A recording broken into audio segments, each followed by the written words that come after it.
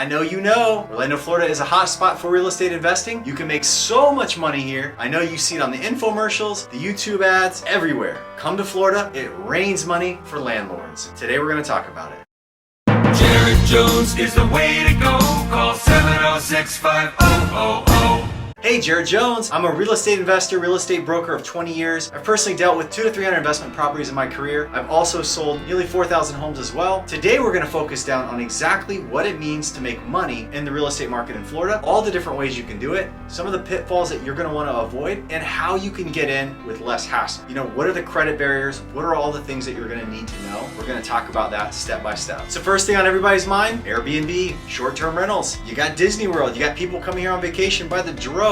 As the pandemic's behind us, we have more and more people flooding into the state. The parks are filling back up. This is obviously something that's being told over and over that the opportunity is huge. It's huge, it's huge. The thing is, it's still huge. Okay, there's definitely a lot of opportunity for you to buy a home and make a lot of money on short term. However, there is some things that you need to know because there's a whole lot of people breaking even or maybe even losing money month to month in this particular vehicle. So number one, you need to decide, are you talking about living in a home in Florida and just doing Airbnb on a couple of rooms? Are you gonna do a whole vacation rental option where you're just basically renting out the entire house, which is very common in these areas? Some of the things that you need to be aware of is that these particular properties have higher cost. So most people are excited because when you rent a room by the night, you can rent it at a higher fee than you would if you were to rent the whole house out for 6 months or a year to a long-term tenant. But as a landlord, you're paying for the utility bills, you're paying for the Wi-Fi, you're paying for a much higher expense property manager. We're gonna come back to that in a second, but you're also paying usually higher homeowners association dues. These particular homes are gonna be, particularly around Disney, are in what's called resort communities, and those communities are gonna have much higher HOAs, maybe 200, 300, 400, sometimes close to $1,000 a month. Those are gonna cover local amenities that are provided for the tenant. So the tenant comes, stays in your house for a week. He loves the, or she loves the experience because they've got a clubhouse down the way. They've got the resort style pool and the water slides and all that kind of stuff right there.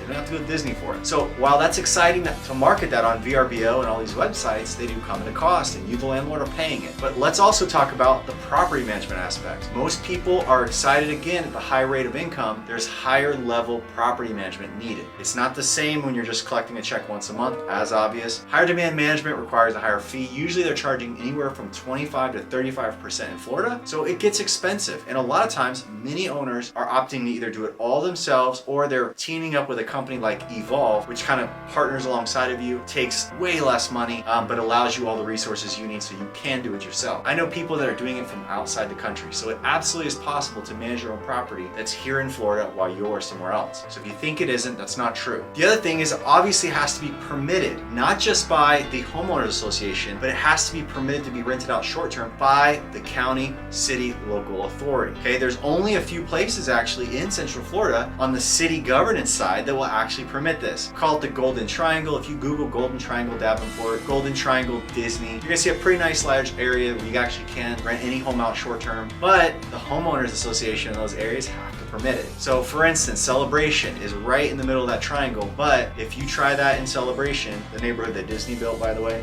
Mickey Mouse's house, Disney doesn't own it anymore, but they set that community up. If you rent a home out there short-term, you will have problems because the HOA will start fining you for it. The other downside to short-term rentals is there's constant and fierce competition, even with the theme parks. Universal, Disney World, they're constantly building new resorts. They're constantly building accommodation to keep guests on property. Why?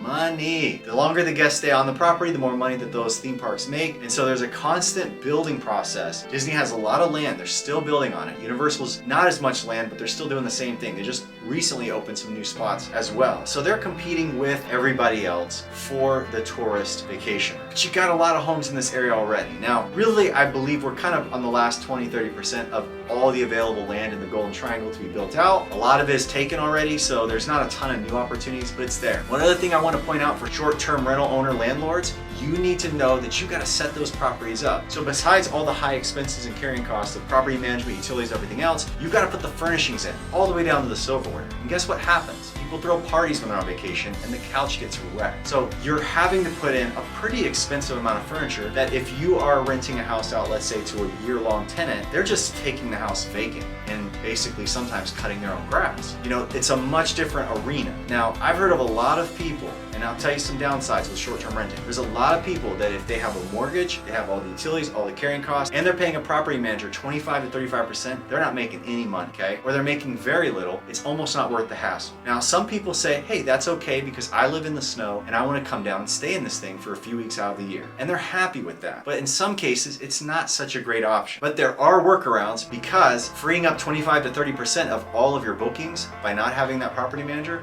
just might give you the profit that you're expecting. The next thing that's all the rage is Airbnb subletting. So basically, it's subletting. Subletting is where you take a lease with a landlord. You say, I'm renting this property, I'm responsible for the payment, I'm gonna take care of everything. And then you arbitrage that lease, or you basically agree, then lease it to someone else at a higher fee. So you and the landlord, $500 a night, I'm gonna rent this out from you for. Then you rent to someone else for $800 a night and you make the $300 difference and you don't even own the house. Very risky for a lot of reasons. Obviously, you're on the hook for the lease. You do not want to end up in some kind of eviction scenario or going defaulting on a lease contract. And I would tell you that you gotta find the right one. You know, you gotta search and experiment, and I'd imagine that this is somewhat of a costly test to make all of that work. It's kind of like wholesaling. I'm gonna explain to you what that is in the flipping world here in a moment. It's wholesaling for leasing. It's kind of risky, and again, there might be a lot of better ways to make money than that. The next is good old-fashioned fix and flip.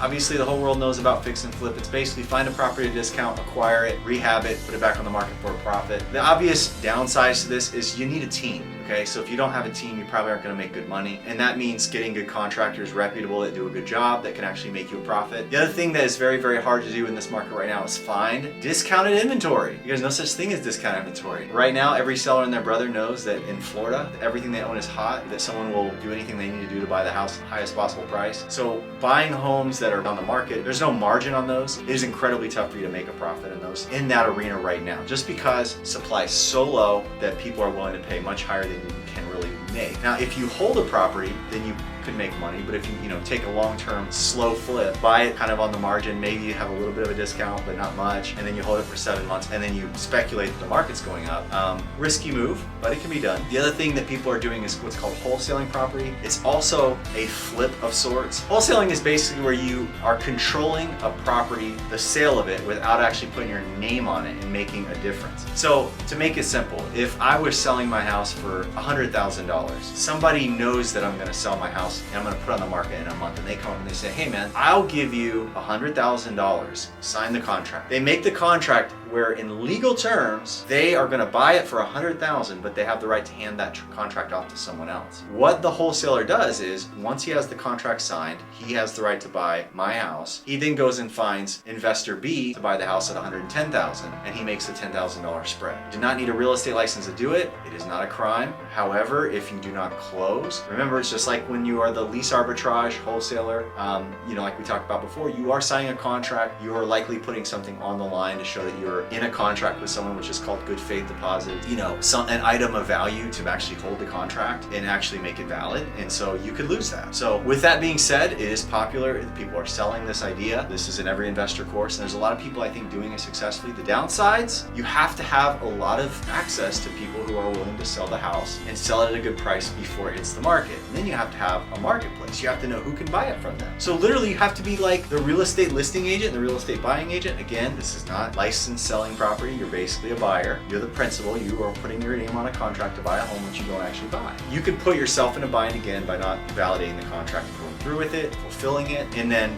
obviously you could put people in a bind, and then you have a bad name for your business because you don't have a buyer base ready to swipe it up for $110,000 and you look bad. So that's how wholesaling works. Most of you probably know that, but I'm putting it out there to be thorough. The other is good old-fashioned long-term investing. This is where I actually personally invest. I love long-term investments in Florida. I personally buy in areas that have really great, what I think future potential asset value. These are areas that are really transcending. I like established neighborhoods. They're not necessarily older, they're established. I like to buy houses that have been completely redone recently, where there's not, might be a 20-year-old house, but all the mechanicals are brand new, meaning roof, AC, water heater, all those kinds of things. And then we buy in areas where we can take a property that might be purchased for around $400,000 and rent it out for a much, much higher amount. The properties that I'm buying, that I'm looking at purchasing, rent out at such a high rate that I'm very competitive with short-term rental buyers, but we're not renting it out day to day. We don't have all those restrictions. We're not furnishing the house. We're not paying for all that stuff. A little bit different, but similar in cash. And it's a very high income, high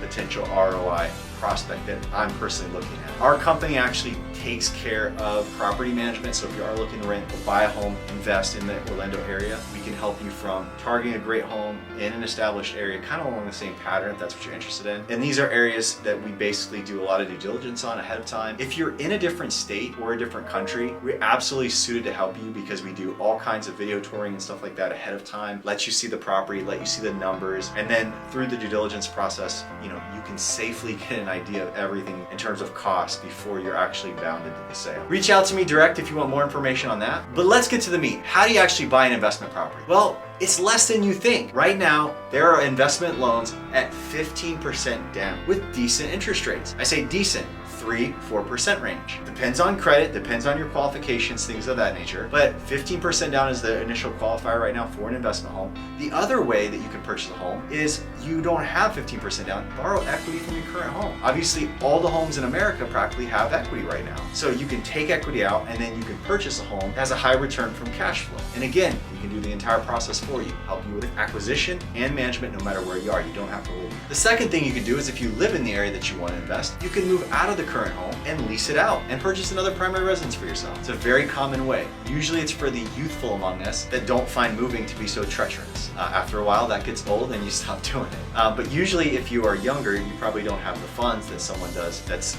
on a different spectrum of time. They personally don't want to move, but they can put the 15% down, no problem. The other thing that I recommend is if you are in an asset that's not doing well, change. There's no reason to stay in any asset. Now, hear me on this. I'm not giving financial advice. If you want financial advice on anything you're holding and how it's doing, talk to a financial advisor. I don't have a license for that. I'm not giving you advice for that. I'm also not giving tax advice. But what I am saying is if you have a piece of property in your portfolio that's breaking even, we need to talk. We need to make sure that you're positioned for actually earning cash flow on a monthly basis. If you have a property making $100, $200, or $300 a month, we should talk. There's a chance we could reposition your current home to really ramp up your income. But with all that said, if you want to have a discussion about real estate investing in Florida, or if you're in a different marketplace, I'd love to hear from you as well. Reach out to me at info@jaredjones.com or 407-706-5000. For more great investment content and updates, subscribe to our channel, and if you appreciate this content, smash the like button. We'll talk to you real soon.